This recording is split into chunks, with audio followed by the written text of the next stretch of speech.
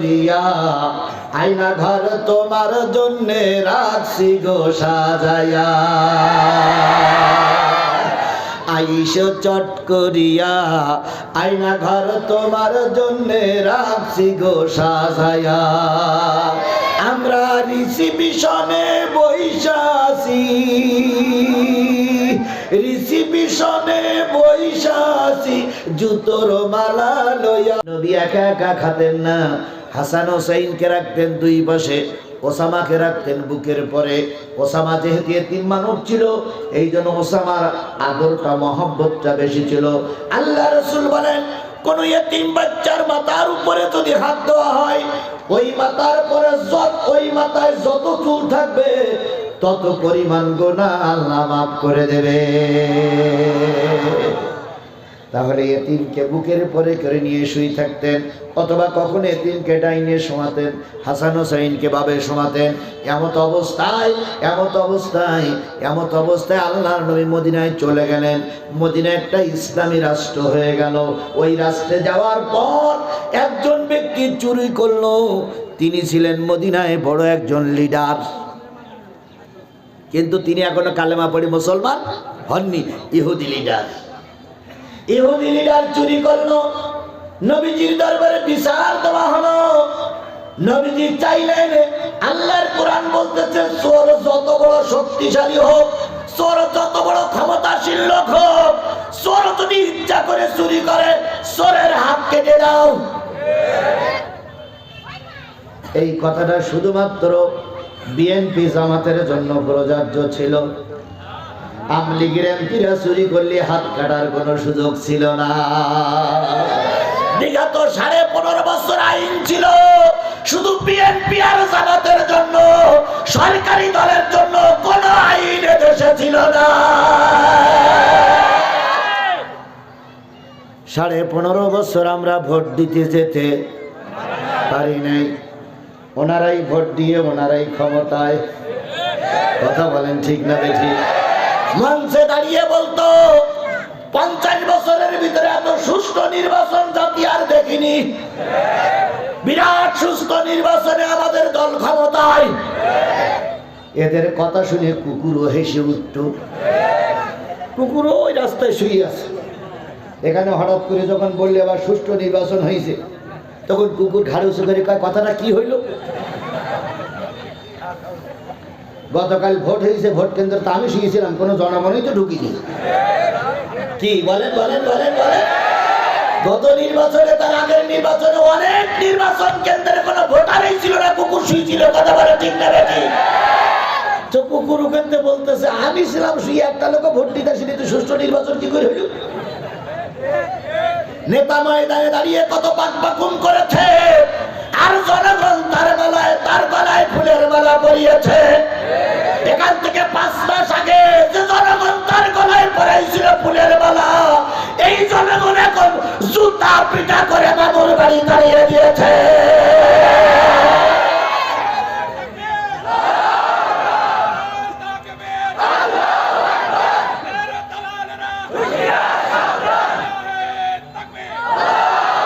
হুঁশিয়ার, সাবধান করা লাগবে না। আমরা 18 কোটি মানুষ শপথ দিয়েছি, আর যদি আওয়ামী লীগের নাম করে কেউ ময়দানে মাথা উঁচু করে, প্রত্যেকটার কাল্লা আলাদা করে দেওয়া হবে। এই চোর আর ডাকাতকে এদেশের মাথা উঁচু করে দাঁড়াতে দেওয়া হবে না, হবে না।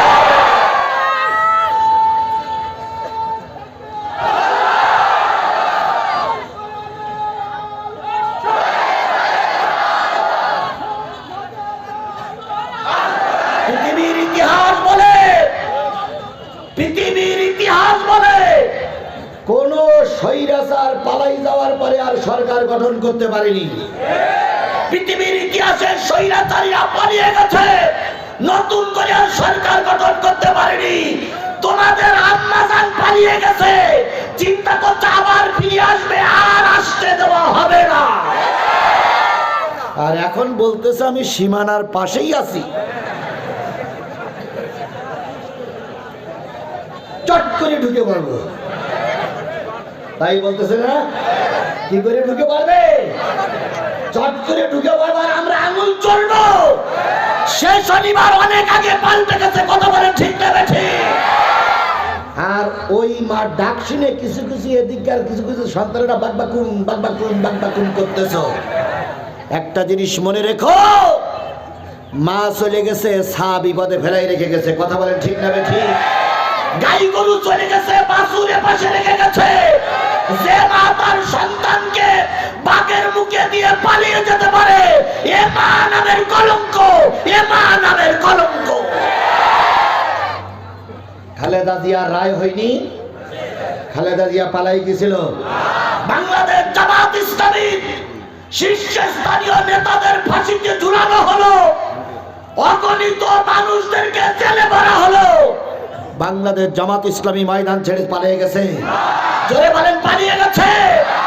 বাংলাদেশের সবচেয়ে বড় গাদ্দার, সবচেয়ে বড় মুনাফিক এরশাদ আর তার দল। বলুন তো, এরশাদ এবং তার দল কি দেশ ছেড়ে পালিয়ে গেছে?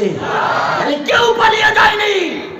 তুমি এত মানুষ কন্যা, গণতন্ত্রের মানুষ কন্যা, স্বাধীনতার পক্ষের শক্তি, একটু নাড়া দিলে টুস করে পালাই চলে গেলে। আবার এখন বলতেছে সীমানার পাশে আছি, টুস করে ঢুকে পড়বো। আসো আসো, আমরা অপেক্ষা করতেছি। আইসো চট করিয়া, আয়না ঘর তোমার জন্যে রাখছি গো সাজায়া। আইসো চট করিয়া, আয়না ঘর তোমার জন্যে রাখছি গো সাজায়া। আমরা রিসিপিশনে বৈশাসি, রিসিপিশনে বৈশাসি, জুতোর মালা লইয়া। আয়না ঘর তোমার জন্যে রাখছি গো সাজায়া। নির্বিচারে মারছ মানুষ ক্ষমতার লাগিয়া। নির্বিচারে মানুষ খুন হয়নি, আমার জাতীয় স্পষ্ট করে বলতে হবে, নির্বিচারে মানুষ খুন হয়নি। বিডিআর হত্যার জন্য এই ব্যক্তির বাচ্চা দায়ী। হেফাজতের আলেমদেরকে লাইট নিভাইয়ে রাতের অন্ধকারে গুলি করে মারার জন্য এই ফেরাউনের বাচ্চাই দায়ী। আল্লামা সাঈদীর রায়ের জন্য, আল্লামা সাঈদীর রায়ের পরে 300 যুবককে গুলি করে মারার জন্য এই ফেরাউনের বাচ্চা দায়ী, এই ফেরাউনের বাচ্চা দায়ী, এই ফেরাউনের বাচ্চা। ছাত্র আন্দোলনে 1600 মানুষকে গুলি করে মারা হয়েছে। কথা বলেন, কথা বলেন, কথা বলেন। এর জন্য এই বঙ্গবন্ধুর কন্যাই দায়ী। কথা বলেন ঠিক না ঠিক? নির্বিচারে মার, নবীজি নামাজ পড়ে সে এই রায় কার্যকর করবে। আর এই রায় কার্যকরের দৃষ্টান্ত হলো হাত কেটে দেবে। এখন ইহুদিদের এলাকায় আমরা আসছি, যদি হাত কেটে দেয় সব ইহুদিরা মুসলমানদের বিপক্ষে চলে যাবে, তাতে করে মুসলমানদের ক্ষতি হবে। আবু বকর ওমর ওসমান সবাই চিন্তা করলেন, নবী হাত কাটার রুলটা যদি একটুখানি স্থগিত করতেন মুসলমানদের উপকার হতো। নবীজির ভাবলেকে বুঝলেন, কারোর অনুরোধ নবীজি রাখবেন না। আজকে বাংলাদেশের কিছু লোক ভয় পাচ্ছে, ভারতের মতন ইহুদির বাচ্চারা আমাদের ক্ষতি করবে। ডাক্তার মোহাম্মদ ইউনূস গতকালকের আগের দিন বলে দিয়েছে, একটা পুলিশি লাশ ফেরালে আগে দাঁড়াতো কয়জন? স্বরাষ্ট্রমন্ত্রীর কাছে এসপি সাহেব ফোন দিচ্ছে না স্যার, একজন মল্লি 4 জন দাঁড়ায়। আর গত পরশু দিনে আমাদের কেয়ারটেকার সরকার প্রধান ডাক্তার মোহাম্মদ ইউনূস বলেছে, আগে একটা মল্লে 4টে দাঁড়াতো, আর এখন ভারত যদি একটা মারে আল্লাহর কসম আমাদের 40 জন দাঁড়িয়ে যাবে। কথা বলেন ঠিক না ঠিক? আমরা ভারতের দালাল নই, ভারতের দালাল ভারতের দেশে চলে গেছে। বলুন তো, ভারত কি বাংলাদেশের বন্ধু না শেখ হাসিনার বন্ধু? স্পষ্ট করে বলতে আওয়ামী লীগকে বাকবাকুম বন্ধ করো, বাকবাকুম বন্ধ করো। আওয়ামী লীগের কি বলে ভারতের বন্ধু ছিল শেখ হাসিনা, ভারতের বন্ধু বাংলাদেশ ছিল না। যদি তাই থাকতো তাহলে চোরের জায়গা দিল কেন? বিশ্বের সবচেয়ে বড় সন্ত্রাসী হচ্ছে শেখ হাসিনা। এই শেখ হাসিনার জায়গা দেওয়া মানে হলো ওনার সন্ত্রাসীর পক্ষে। কথা আমি শেষ করবো ইনশাল্লাহ। তার আগে বারবার আমার কাছে একটা অনুরোধ হচ্ছে, সেটা হলো আপনারাও নামাজ পড়বেন, আমিও নামাজ পড়ব ইনশাল্লাহ। ইনশাল্লাহ যারা ইমাম সাহেব আছেন, হেফজখানার হুজুর আছেন, তাদের কাছে একটা অনুরোধ করি, সেটা হলো একটা ওক্ত দায়িত্ব কাউকে দেন, দিয়ে আজকে আমরা এখানেই নামাজ পড়বো ইনশাল্লাহ। অন্যান্য মাহফিলগুলো থেকে আমাকে পালিয়ে যেতে হয়েছে, অন্যান্য মাহফিলগুলোয় লাইট অফ করে দিয়ে দেওয়া লেগেছে, কিন্তু আজকে কি আর সেই সুযোগ আছে? জোরে বলেন, সেই সুযোগ আছে? যদি কেউ আমার দিকে চোখ তুলে তাকায়, তার চোখ তুলে কুকুরি দিয়ে খাওয়ানো হবে। কথা বলেন ঠিক না বেশি? জিহ্বা উঁচু করে কথা বলি, জিহ্বা ছড়িয়ে ভারতে বানিয়ে দেওয়া হবে। সুতরাং এখন আর ভয় পাওয়ার কোনো সুযোগ নাই।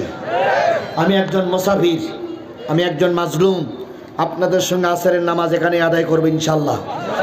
তারপর আমি অন্য জায়গায় চলে যাব, কিন্তু সেই পর্যন্ত সময় আপনারা দেবেন, দেবেন, দেবেন। একটা কওমি মাদ্রাসা, বলুন তো এই মাদ্রাসায় সরকারি টাকায় চলে না পাবলিকের টাকায় চলে? কাদের টাকায় চলে? যেগুলো আলিয়া মাদ্রাসায়, সেখানে আমি আপনাদের কাছে ছেড়ে দেই যে আপনারা যে যা পারেন দেবেন, কিন্তু কওমি মাদ্রাসা ভাই, এখানে সম্পূর্ণ চলে আমাদের পকেটের পয়সায়। এখন এই মাদ্রাসায় 50টা টাকা দিতে হবে, 50টা টাকা দিতে হবে। সবাই রাজি আছেন? 50 টাকা না হলে বেশি দেবেন, কম দেবেন, কিন্তু 50 টাকার নিচে না দেওয়ার জন্য চেষ্টা করবেন। এবার আমি আপনাদেরকে বলি, 50 টাকা না থাকলে 40 টাকা দিবেন, 40 টাকা না থাকলে 30 টাকা দিবেন, 30 টাকা না থাকলে 20 টাকা দিবেন, 20 টাকা না থাকলে 10 টাকা দেবেন। যদি টাকা না থাকে আমার কাছে হঠাৎ করে নিয়ে যাবেন। যদি টাকা না থাকে, যদি চাইলেন টাকা তো নেই, তাহলে আমার কাছ থেকে নেবেন, পরে একদিন দিয়ে দেবেন। আর না দিলে কি আমাদের দিন বলবো আল্লাহর কাছে টাকা বাদাম দেয়নি, তাহলে আপনি ধরে হয়ে গেলেন। সুতরাং দরকার নেই, যার যা আছে, কার পকেটে টাকা আছে, 2 টাকার থেকে শুরু করে উপরে যত টাকা যদি হাত তোলেন, তো টাকা দেওয়া লাগবে না, শুধু হাত তোলেন তো পকেটে টাকা আছে। মাশাআল্লাহ, মাশাআল্লাহ, মাশাআল্লাহ। এই লোকগুলো অনেক সত্যবাদী, মাশাআল্লাহ। আপনারা সব হাতগুলো পকেটে দেন, আমিও পকেটে দিচ্ছি, সব হাতগুলো পকেটে দেন। সময় খুবই কম, হাতগুলো পকেটে দেন, আমিও দিচ্ছি, আপনারাও হাতগুলো পকেটে দেন। পকেটে দিয়ে টাকা দান করেন। এরপরে এখানে এই মঞ্চে এখন 5,000, 10,000 টাকা দেওয়ার লোক কেউ আছেন? 5,000, 10,000, 2,000 মঞ্চে দেওয়ার মতন কেউ আছেন? 5,000, 10,000। এই মাদ্রাসা থেকে যে ছাত্রদেরকে মাথায় পাগড়ি দেওয়া হবে, সেটা আগামীকাল। আজকে যেহেতু আমার সময় কম, যেহেতু আমার সময় কম, হ্যাঁ ব্যাগ চলে গেছে, যেহেতু আমার সময় কম, এই জন্য আজকে দেন, টাকা দেন, বাকি না নগদ দেন, সামনে ভোট। আবু বকর সিদ্দিক ফিরোজ ভাই 10,000 টাকা। জোরে বলেন মারহাবা, নারে তাকবীর। মঞ্চে যারা আছেন দেন, মঞ্চে যারা বসেছেন কেন? মঞ্চে যারা আছেন দেন। আল্লাহ কবুল করুক, আল্লাহ কবুল করুক। আমি টাকা দিদি বললাম, আপনারা উঠলেন কেন? এই তো ইসলাম, এই তো ধর্ম। এই টাকা চাওয়াটাই হলো বিপদ। দেখেন, যারা টাকা দেয়নি তারা উঠে যাচ্ছে, যারা টাকা দিচ্ছে তারা উঠে গেল। কোরআনের মাহফিল, এই প্রতিষ্ঠানটা নিশ্চয় আপনারা ভালো চান না। যারা উঠে গেলেন তারা প্রতিষ্ঠানের শত্রু, যারা উঠে গেলেন তারা প্রতিষ্ঠানের শত্রু, যারা উঠে গেলেন তারা কোরআনের শত্রু। আপনারা যারা চলে যাচ্ছেন, বাড়ি পর্যন্ত যাওয়ার সময় হতেও পারে, তার আগে আজরাইল ধরতে পারে। কথা বলেন ঠিক না বেঠিক? মেহেরবানি করে কোরআনের খাতিরে, দ্বীনের খাতিরে, ধর্মের খাতিরে বসুন। বড় অঙ্কের টাকা যদি কেউ মঞ্চে দেওয়ার মতো থাকেন, মাশাআল্লাহ। আবুল কালাম আজাদ নগদ 2,000, বাকি 3,000। মাওলানা আবুল কালাম আজাদ নগদ 2,000, বাকি 3,000, 5,000 টাকা। জোরে বলেন মারহাবা, নারে তাকবীর। আল্লাহ। সানোয়ার হোসেন, আনোয়ার না সানোয়ার? সানোয়ার হোসেন মিয়া 500 টাকা। জোরে বলেন মারহাবা, নারে তাকবীর। আর কেউ আছেন? আর কেউ আছেন বড় অঙ্কে টাকা দেওয়ার জন্য? সবাই দেওয়া হয়ে গেছে। এবার বসুন। আজান পর্যন্ত বসুন, আজান দিলে বন্ধ করে দেবো। বসুন বসুন সবাই বসুন, একটু জিকির করেন সুবহানাল্লাহ আলহামদুলিল্লাহ লা ইলাহা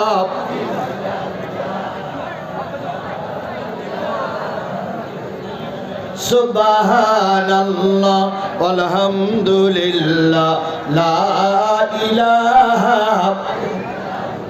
সুবহানাল্লাহ আলহামদুলিল্লাহ লা ইলাহা ইল্লাল্লাহ মুহাম্মাদুর। জোরে একটা তাকবীর দিবেন, নারায়ে তাকবীর, লিল্লাহি তাকবীর। আল কোরআনের আলো, তোমার নেতা আমার নেতা, দুনিয়ার মুসলিম, লিল্লাহি তাকবীর। আল্লাহ রসুলের দরবারে চোরের বিচার হচ্ছে, মনে আছে? চোর কি মুসলমান না ইহুদি? ধরে নেন বাংলাদেশের দরবেশ বাবা, ধরে নেন সাবেক আইনমন্ত্রী, এরা শুধু চোর না, এরা ডাকাত। এক একজন এমপি হাজারো কোটি টাকার মালিক। দেশের মানুষ না খেয়ে থাকে, আর এমপিরা কোটি কোটি টাকা কামাইছে। কথা বলেন ঠিক না বেঠিক? যদি আল্লাহর কোরআনের কোন দল ক্ষমতায় আসে, বাংলাদেশ যদি কোরআনের দল দেশ হয়ে যায়, সাদা কাগজে লিখে রাখো, এই সমস্ত এমপিদের হাত এবং পা দুই দিক থেকে কাটা হবে, এদেরকে ক্ষমা করা হবে না। কথা বলেন ঠিক না বেঠিক? যারা মেম্বারই পাস করতে পারে না তারাই হয়ে গেছে এমপি। যারা কি বলে মেম্বারের জামানত বাজেয়াপ্ত হয় তারা হয়েছে উপজেলা চেয়ারম্যান। একটারও ক্ষমা করা হবে না। আল্লাহ যেন সেই দিনটা আমাদের দেখার তৌফিক দান করে। বাবা কিছু বলবেন? আমার ভাইরা, যে জিনিসটা বোঝাতে চাচ্ছিলাম সেটা হলো, ইহুদি চুরি করেছে, এখন কোরআনের আইন অনুসারে ইহুদির কি করে দেওয়া হবে? আরো জোরে বলেন, কি করে দেওয়া হবে? মুসলমান সাহাবীগণ আবু বকর সিদ্দিক, ওমর, ওসমান, আলী সহ এনারা চিন্তা করলেন, যদি এখন একজন বড় লিডারের হাত কেটে দেওয়া হয়, গৃহযুদ্ধ শুরু হবে। সেই যুদ্ধের কারণে মুসলমানরা সমাজে টিকে থাকতে পারবে না। কিন্তু বড় বড় সাহাবীগুলো অনুরোধ করতে সাহস পাইলেন না।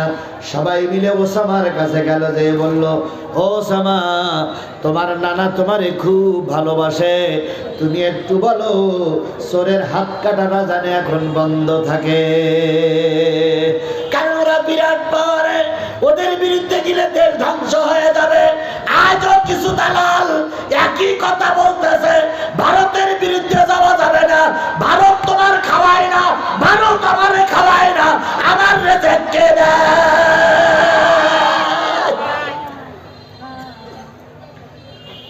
স্পষ্ট করে শোনো, এই ভারতের সঙ্গে মুসলমানদের যুদ্ধ বাঁধবে রসুল 1450 বছর আগে বলে গেছে। সেই যুদ্ধে অনেক মুসলমান শহীদ হবে, অবশেষে ওই যুদ্ধে আল্লাহ পাক মুসলমানদের বিজয় দেবে। রসুলের সব ভবিষ্যৎবাণী যদি সত্য হয়, এটা আজ হোক কাল হোক হবেই। সুতরাং ভয় পাওয়ার কোনো কারণ নাই। ও পাশে আছে পাকিস্তান, আর একদিকে আছে আফগানিস্তান, আমরা বাংলাদেশ, এরপরে ভারতের ভিতরে আছে কাশ্মীর। জোরে বলে ঠিক না বেঠিক? সবাই যদি নারায়ে তাকবীর দিয়ে রাস্তায় নামে, আল্লাহর কসম ভারত পালিয়ে যাওয়ার সুযোগ পাবে না। যখন বাবরি মসজিদ ভাঙা হয়, আল্লামা সাঈদী বক্তৃতার মঞ্চে বলেছিলেন, বাবরি মসজিদকে যেমন ভেঙে খান খান করেছো, ভারত তুমি একদিন ভেঙে খান খান হবে। আল্লামা সাঈদীর সব ভবিষ্যৎবাণী কাজে লেগেছে না লাগেনি? আল্লামা সাঈদী বলেছিলেন, উত্তর গগনে কালো মেঘ জমেছে, ঝড়ের পূর্বাভাস লক্ষ্য করছি, শক্ত হাতে মোকাবেলা করতে না পারলে অবশ্যই রাত আসবে তার সবে সাদে। কথাটা সঠিক না বেঠিক? তাই আমরা 15.5 বছর দেখেছি। কথা বলেন ঠিক না বেঠিক? আল্লামা সাঈদী বলেছিলেন অত্যাচার বন্ধ করো, আলেম ওলামাদের গ্রেফতার বন্ধ করো, নতুবা এমন সময় আসবে পালানোর জন্য ইঁদুরের গর্ত খুঁজে পাবে না। সেটা কাজে লেগেছে না লাগেনি? আল্লামা সাঈদী বলেছিলেন মৌলবাদ মৌলবাদ বলে গালিগালাজ দিও না। আমরা 12 কোটি আছি গাছের গোড়ায়, বেশি বাকবাকুন করবা গাছের গোড়া ধরে নাড়া দেবো। দিল্লি মামুর বাড়ি দিয়ে পড়বা, কিয়ামতের আগে ঢুকতে পারবে না। গেছে মামুর বাড়ি? এই সব কটা ভবিষ্যৎবাণী যদি সত্য হয়ে থাকে, আল্লামা সাঈদী তার জবানিতে বলে গেছে ভারত একদিন খান খান হবে। আর সেই খান খানের কথা আল্লাহ রসুলও বলে গেছেন। কথা বলেন ঠিক না ঠিক? সুতরাং আল্লাহ রসুলের ভবিষ্যৎবাণী কখনো বৃথা যেতে পারে। আজকে তুমি চুপ করে থাকবো, ভারতের সঙ্গে যুদ্ধ হবে, লড়াই করলেও ভারতের সঙ্গে যুদ্ধ হবে, সেই যুদ্ধে মুসলমানদের আল্লাহ বিজয় দেবে। আল্লাহ রসুলের কাছে ইহুদি আসলেন, আজান মনে হয় পাশের মসজিদে হচ্ছে। আমি প্রায় জায়গায় দিনের বেলায় দাওয়াত নেওয়ার পক্ষপাতী না। বলেন এই মাহফিলের কোন দিক গেলাম? ভালোর দিক গেলাম না মন্দর দিক গেলাম, না মাঝখানে থাকলাম, না উপরের দিক গেলাম, না নিচের দিক গেলাম? কোন দিক গেলাম? কোন দিক হইল না। এখন আপনারা যাবেন আর বলবেন কি যে হুজুর শেষ বলতে চাইছিল বুঝলাম না। তারপর কিছু লোক বলবে হুজুর গা লোক খুব 3টে 4টে দাওয়াত দেয়, দাওয়াত নিয়ে এখানে একটু ওখানে একটু বলে। ও ভাই আমি 3টে 4টে দাওয়াত নেওয়ার পক্ষপাতী না, আমি একটা দাওয়াত নেওয়ার পক্ষপাতী। কর্তৃপক্ষকে অনেকবার বলেছিলাম দিনের বেলায় লোক আসবে হাজার হাজার, যাওয়ার সময় মন খারাপ করে চলে যাবে। এখন দেখেন আজান হয়ে গেছে। আজানটা বড় না নামাজটা বড়? নামাজটাই বড়। আমরা নামাজের জন্য যাব। আমার কথাটা সংক্ষেপে বলে দেই। ওসামা নবীর কাছে দাবি করেছিলেন, কিন্তু রসুল সাল্লাল্লাহু আলাইহি সাল্লাম সে দাবি রাখেন নাই, ইহুদির হাত কেটে দিয়েছিলেন। আজকে যদি ইসলাম প্রতিষ্ঠিত হয়, কে কে জামাত ইসলাম, কে বিএনপি, কে আওয়ামী লীগ, ওইটা কোরআন দেখে না। কোরআন দেখে তার আইন চলুক। কোরআনের আইন দিয়ে আমার দেশ চলুক, এটাকে আপনারা চান? কোরআন দিয়ে আমাদের সংসদ চলুক, এটাকে আপনারা চান? আমরা তো বিগত অনেক বছর ধরে অনেক সরকার দেখলাম, এবারে একটা কোরআনের সরকার দেখতে চান। একটা বারের জন্য আপনাদের পায়ে ধরে অনুরোধ করি, একটা বারের জন্য কোরআনওয়ালাদের জাতীয় সংসদে পাঠান। একটা বার। যদি ভালো কাজ না করতে পারে 135 তালাক দেব। কত তালাক? 135 তালাক দেব। যেটা ইসলামের নাম করে ভোট চাতে আসবে তাকে বলবো যে তুমি তালাক। একটা বার অন্তত দেখি। আমরা তো 4-5 বার বিয়ে করেছি, 4-5 বার বিয়ে করি, কোনো বউ টিকিনি, সব বউ দুর্নীতি করেছে। কথা বলেন ঠিক না ঠিক? আমরা এবার একটা কোরআনওয়ালা বউ দেখতে চাই, একটা কোরআনওয়ালা গৃহিণী দেখতে চাই। কথা বলেন ঠিক না ঠিক? কয়বারের জন্য? একটা বারের জন্য আপনার ম্যান্ডেটটা এখানে দেন। আল্লাহর কসম, কোরআনওয়ালাদের দিয়ে দেখতে চাই এদেশে শান্তি প্রতিষ্ঠিত হয় কি হয় না। যদি না হয় আর পায়ে ধরবো না, আর অনুরোধ করবো না। একটা বার কোরআনের পক্ষের শক্তিকে বিজয় করতে হবে। কারা কারা কোরআনের পক্ষের শক্তিকে বিজয় করতে রাজি আছেন? 2 হাত উঁচু করে আল্লাহরে দেখান।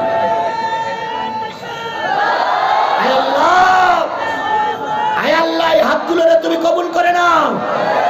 যে লোকগুলো হাত উঁচু করেছে, যখন অন্ধকার কামরায় যখন সিল মারতে যাবে, কোরআনের পক্ষের বন্ধুদের পক্ষে সিল মারতে পারে তৌফিক দিয়ে দাও। আল্লাহ, কোরআনের রাজ কায়েম হয়েছে দেখার তৌফিক দাও। তোমার দোস্তের খাতিরে দয়া করে আমাদের সকলের দোয়া কবুল করে নাও। আমিন সুম্মা আমিন বিজুদিকা আমিন বিনতি নানিকা আমিন। ইয়া আল্লাহু ইয়া রাব্বাল আলামিন। হাত নামান। এখনই আজান হবে বা জামাত নামাজ হবে। আজান এখানেই হবে, এখানেই যার উজু আছে কাতারবন্দি হবে। মহিলাদের পক্ষ থেকে আল্লাহুম্মা আমিন। রব্বানা যালামনা ওয়া ইল্লাম তাগফির লানা ওয়া তারহামনা লানাকুনান্না